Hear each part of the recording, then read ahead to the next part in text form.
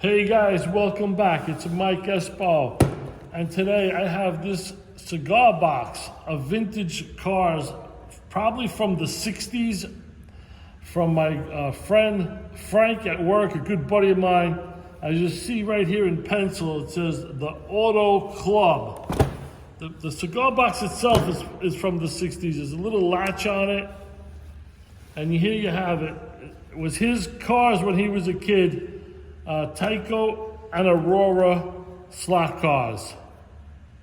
And he really played with these hard. As you can see, the amount of wear on the wheels. So that's a number 7 in nice condition. It says on here, rock and roll. Brushes are still working. The next car is a Jaguar. Pretty beat up, no brushes, no rear end. It looks like at one time it had a little meltdown right there. Next car is, I'm guessing this is a racing car, trans type of racing car. Brushes are still good. The tires are good. 2 pins on either side. Then you have a base. Magnets are missing, empty box, some cloth. Here's another body of I would say that's I can't get the name of it, it's in the tip of my tongue. But a cool car, it looks like the back of it also melted at one time. And you have 5. I think this is a Ford. Yeah, this is the Ford car. I don't know what it says here. Slickster, but definitely a Ford. Missing a wheel, brushes, and the back wheel is gone. Some more body chassis parts. The magnets used to go right in here, and the brushes used to go right there. Another empty box. General Electric miniature lamps.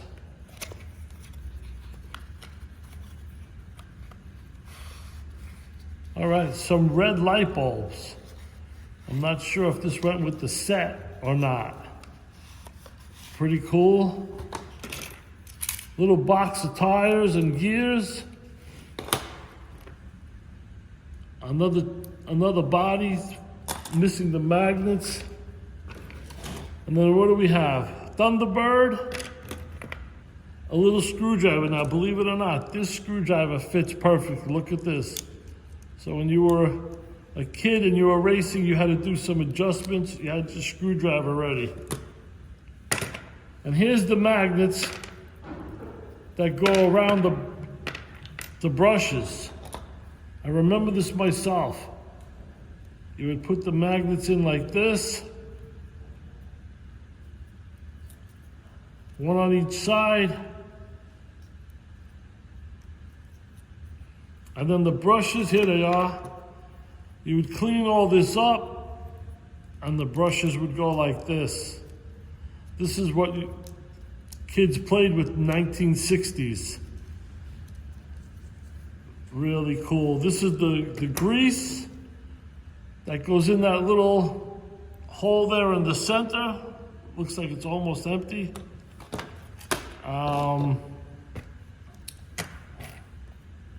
Some more brushes. The end of a box. That was Thunderbird, Corvette. And look at this. Even little people. 164 or 160 scale people are in this box from the Aurora and Tyco were the 2 name brands for these HO slot cars. Shell, gas station sign, some wheels, gears, more brushes.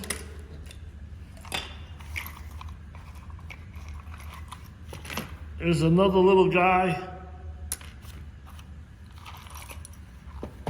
And again, some more body parts, windows, brushes, magnets, wheels of all types. It's a cool little front wheel. And then what's in here? Model motoring. 1964 Aurora Plastic Corporation. And look at this. Tells you everything you'll need. And this is a Jaguar. And there's the Jaguar. Unreal. Pickup shoes, slicks, wheel axles, speed oil. This was when racing cars, you came home after school and you raced cars with your friends. Brings back a lot of memories. Aurora. And they give you an additional hints.